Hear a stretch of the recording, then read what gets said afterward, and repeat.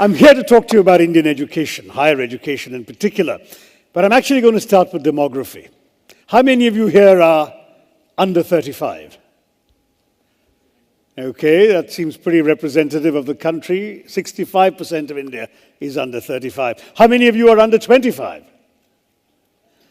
Okay, then you're not so representative because actually we have half the Indian population pretty much under 25. We are an amazingly young country. In fact, if you just take the age group from 10 to 19, there are 226 million Indians poised, in other words, to enter higher education, going through school and ready for higher education. Now, this is amazing because it's happening at a time when the rest of the world is aging, right? If you look at the average age in India today, it's 28. Of course, don't ask about the gap, since we heard about gaps between the average age of the Indian person and of the Indian cabinet. I think we hold the world record for that. But that's another matter. That's another TED talk, right? But what you've got with this average age is a time when the rest of the world is changing. So by 2020, the average age in Japan is going to be 47. In China, it's going to be heading well past 40. Europe, 46. The United States, youthful US, also 40. And India's average age is going to be 29. So we are potentially the people who are the youthful, productive, dynamic, young population ready to work and transform the world. The kinds of role that, say, China played in the last generation could be ours in the next. In fact, the International Labour Organization has worked out that by 2020, we'll have 116 million people in the age group of starting work. 20 to 24 is what they calculate. And China will only have 94 million at the same time. So we really are poised to do that. But, and by the way, other countries will have a serious deficit. It's estimated that the US will have 17 million short in terms of how many people they need at working age. We in India have the people. But do we have the ability to equip the people to take advantage of this, to be the workhorse or the work engine for the world? See, we get it right. We educate and train them. We really transform not just our own economy and our society, but the world. If we get it wrong, the demographic dividend I'm talking about becomes a demographic disaster, because we've already seen in 165 of our 625 districts what happens when unemployed, frustrated, undereducated young men become prey to the blandishments of the Maoists and prey to the gun and the bullet. So education in our country is not just a social or economic issue, it's even a national security issue.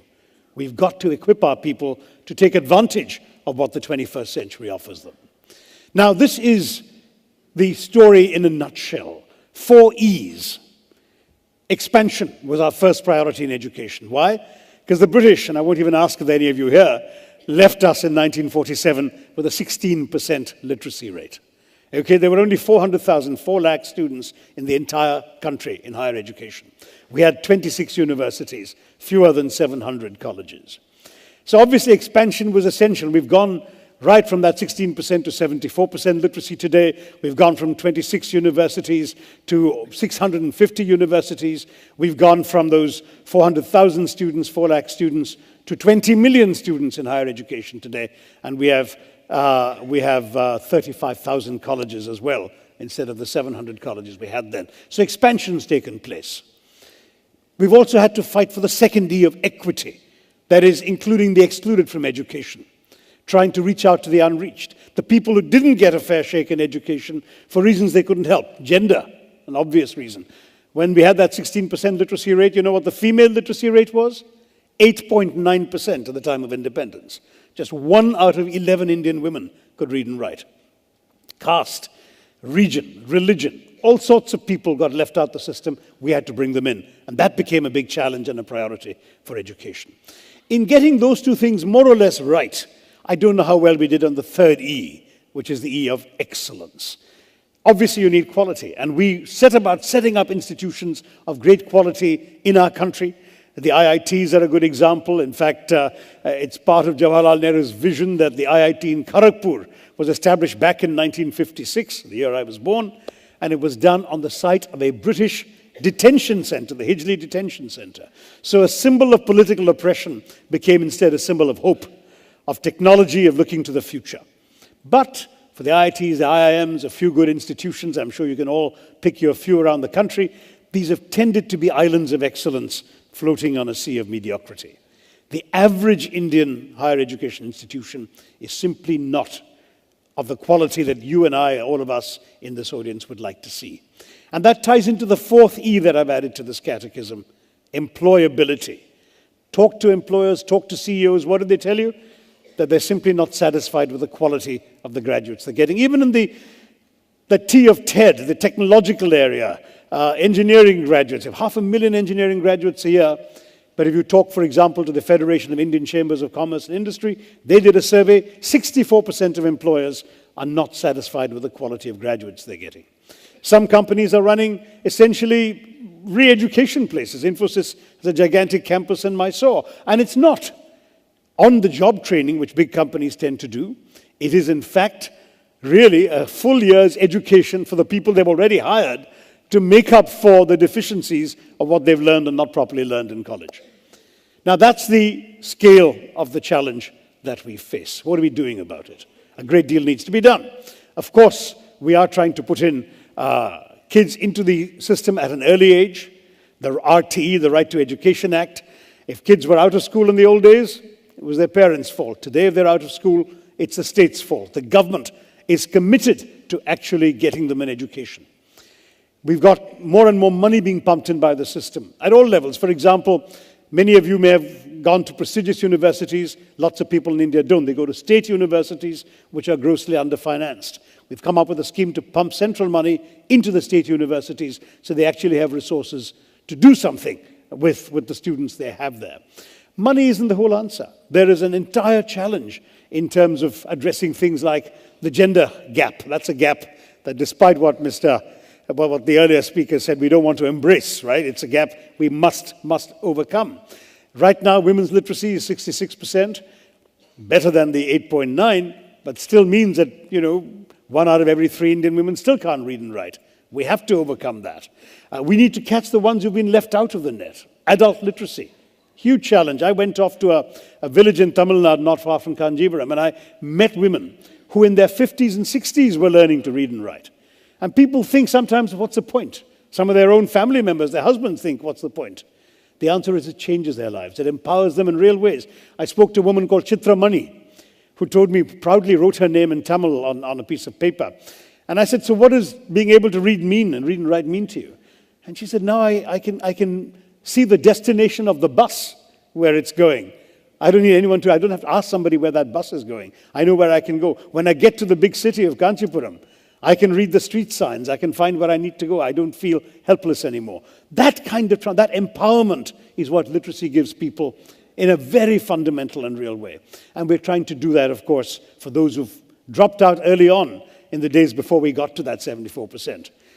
The younger kids, we've got them into school now. We have something called a gross enrollment ratio, the percentage of children of a certain age, of the age appropriate for a particular level of education. Well, at primary school now, our gross enrollment ratio is 116%. We've actually enrolled more kids than we thought existed at that age group, because some of the older ones are coming in too. Bad news is, as you go up the level, it starts dropping. So by the 8th grade, I'm afraid it's down to 69%. By the 10th grade, 39%.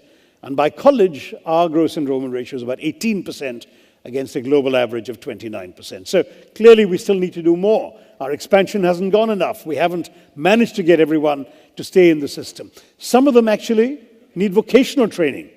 They're not all going to become white-collar clerks or officials or IAS officers, right? So we need to try and catch them and get them into vocational training. But how do you do that in a culture where for 3,000 years, if you wanted to be a cobbler or a carpenter, you better have an uncle or a father who's a cobbler or a carpenter, because nobody else is going to teach you. The transmission of knowledge of tradecraft in our country has always been through the gene pool. So one of the reasons why the sons of politicians tend to be politicians also, And a Bollywood movie stars, same story. So we need to get master craftsmen in. Why is it with a country of 1.2 billion people that we should have a nationwide shortage of masons, of plumbers, of certified electricians? We need to get more vocational training into the system. We're doing that. We're now rolling out the whole concept of community colleges so that kids can go in, have some academic learning, lots of vocational training, and at the end of 2 years, if they show tremendous academic promise, they can go back to a university, If not, they leave with a 2-year certificate and they go off and do a useful trade in a society that is clamoring for these skills. So these are the kinds of changes that we are trying to bring about and move along. But there's a change that the government alone can't do. You know, if you look at the need for research and innovation, you've heard a lot of that, I'm sure, in the course of the TED Talks. Research is something which the government wants to double the amount of money it's spending on research from 1% of GDP to 2%. We haven't had the money to pump into it yet. But innovation requires new ways of thinking. I heard you had a talk about hyper-thinking. I missed it. But new ways of thinking means learning to think out of the box, learning to create. I know we're famous for jugaad, right? You Google the words frugal innovation, and the top 20 hits will all relate to Indian inventions. We've invented the world's cheapest electrocardiogram, the simplest and cheapest EKG, the cheapest insulin injection, the world's cheapest small car, the Tata Nano, all that's come. But all these have been things invented elsewhere that we have stripped down, made more affordable, more replicable, more relevant to our conditions. We need to do things that others haven't done before, which we used to do in our culture. We're the land that invented the zero. Remember how the Romans used to write their numerals in long strings of letters? Until an Indian thought of the idea of zero, emerging from the notion of shunyata in Hindu and Buddhist thinking. And that came into the zero, shunya, which transformed global mathematics. We need to think like that again. We need to come up with ideas. We have 17% of the world's brains. Why do we only have 2.8% of the world's research output coming out of our country? Well, perhaps we need to start in the classroom. Get our kids not just to have their heads filled full of facts and textbook materials and teachers' lectures, because frankly that gives you a well-filled mind. But in the era of the internet, you don't need a well-filled mind. You've got Google, right? You can find out anything you want with 2 clicks of the mouse. What you need is a well-formed mind, a mind that reacts to unfamiliar facts and details, that can actually synthesize information that it hasn't studied before. A mind, in other words, that can react to the bigger examination called life, which doesn't actually only give you things you've prepared for.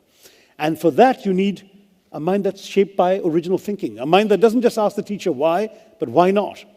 I've actually had a little experience of out-of-the-box thinking myself. I wear glasses. I don't need them to read. I don't need them to see you folks on the front. But if I want to catch somebody in the back row there, I have to look through glasses. But because I hardly ever wear them, I keep losing or breaking them. I shove them in a pocket, bang against a wall or something, they crack. I put them on a lap. When I get up, they fall down. Somebody steps on them, they break. In the first 3 months of this year, I lost or broke 6 pairs of glasses. So I was telling a friend about this. And he said, simple solution. Why can't you think of that? I said, look, there is no easy solution because for 150 years, glasses have been made in one way, right? They're joined together at the center and they hang over your ears. That's what I find inconvenient, so I take them off. And he said, no, we'll find a different way. You can reimagine glasses in a way that they're not going to hang over your ears or be joined in the middle. And this is what he did. I'm wearing them right now, and I want to see anybody at the back. I just pull that together, like 2 magnets in the middle that click together, and I can see you all at the back. Now, it's a silly example, perhaps, but it's an example of how one can think out of the box. Familiar objects can be thought of in ways they haven't been thought of before. And that way, we can move forward in the world. I have no doubt that the challenges are enormous. There is simply no question that here, in our country, we have to become literate. But there is one piece of good news. 95% of our 12-year-olds across India can read and write. So the future looks good. And as far as the workforce is concerned, if we can get all these other pieces in place, we can say to the rest of the world, we're coming. Thank you very much.